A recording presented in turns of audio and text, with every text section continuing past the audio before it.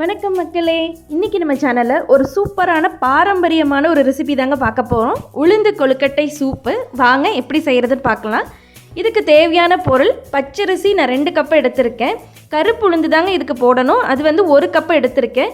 நான் 1 கப்புன்னு சொல்கிறது 200 ml கப்பில் அளந்து எடுத்திருக்கேங்க. நான் சிவப்பு சம்பா பச்சரிசி எடுத்திருக்கேங்க. நீங்கள் எந்த பச்சரிசி வேணாலும் எடுத்துக்கலாம். இது ரொம்ப ஹெல்திங்கிறனால நான் சிவப்பு சம்பா பச்சரிசி எடுத்திருக்கேன். நான் இது 2யும் நைட்டே ஊற வச்சுட்டேங்க. இதில் 1.5 டேபிள் ஸ்பூன் கல்லுப்பு சேர்த்து தண்ணி எதுவும் சேர்க்காமல் கெட்டியான பதத்துக்கு அரைச்சி எடுத்துக்கோங்க. இதுக்கு நான் ஒரு தேங்காய் ஃபுல்லாகவே துருவி எடுத்துருக்கேங்க. அதை இதோட சேர்த்து பிசைஞ்சு வச்சுக்கலாம். இப்போ கொழுக்கட்டை மாவு சூப்பராக ரெடி ஆகிடுச்சுங்க. இது வரைக்கும் நம்ம சேனலை சப்ஸ்கிரைப் பண்ணாதங்க, சப்ஸ்கிரைப் பண்ணிக்கோங்க. பக்கத்தில் ஒரு பெல் ஐக்கான் பட்டனையும் கிளிக் பண்ணிக்கோங்க. இப்போ ஒரு பாத்திரத்தில் தண்ணியை நல்லா கொதிக்கிற அளவுக்கு நல்லா பாயில் பண்ணி எடுத்துக்கோங்க. இப்போ நம்ம அரைச்சி வச்ச மாவை சைடில் ரெடி பண்ணியிருக்கோம்.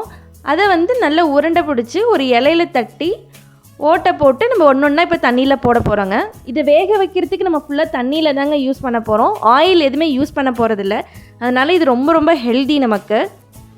நீங்கள் இது தட்டி போடுறப்ப பார்த்தீங்கன்னா அது எல்லாமே தண்ணிக்கு அடியில் போய் ஃபுல்லாக செட்டில் ஆகிடும். ஒன்ஸ் அது வெந்துருச்சு அப்படின்னா எல்லாமே மேலே வந்துடுங்க.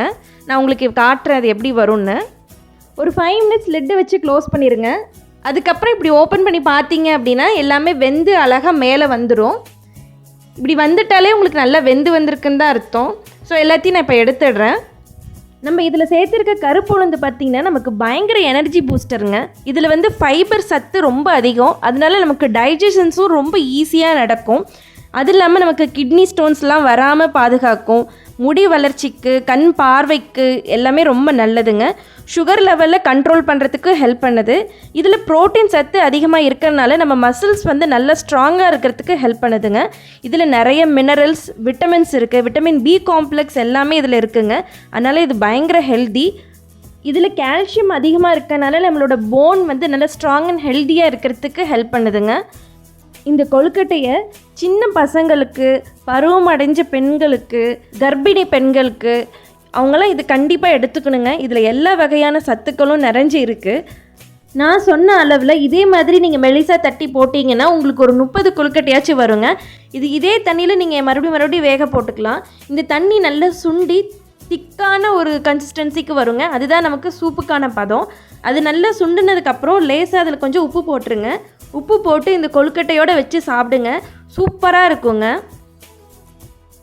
பாரம்பரியமான சத்தான உளுந்து கொழுக்கட்டை சூப்பராக ரெடி ஆகிடுச்சு. கண்டிப்பாக இந்த டிஷ்ஷை நீங்கள் ட்ரை பண்ணி பாருங்கள். ட்ரை பண்ணி பார்த்துட்டு எப்படி இருக்குன்னு எனக்கு கமெண்ட் செக்ஷனில் சொல்லுங்கள். தேங்க்யூ ஃப்ரெண்ட்ஸ், தேங்க்யூ ஃபார் வாட்சிங். இது வரைக்கும் நம்ம சேனலை சப்ஸ்கிரைப் பண்ணாதவங்க சப்ஸ்கிரைப் பண்ணிக்கோங்க. நெக்ஸ்ட்டு நான்வெஜ் பிரியர்களுக்கு ஒரு சூப்பரான வீடியோங்க, மட்டன் சூப் கொழுக்கட்டை. மறக்காமல் மிஸ் பண்ணாமல் இந்த வீடியோவை பாருங்கள்.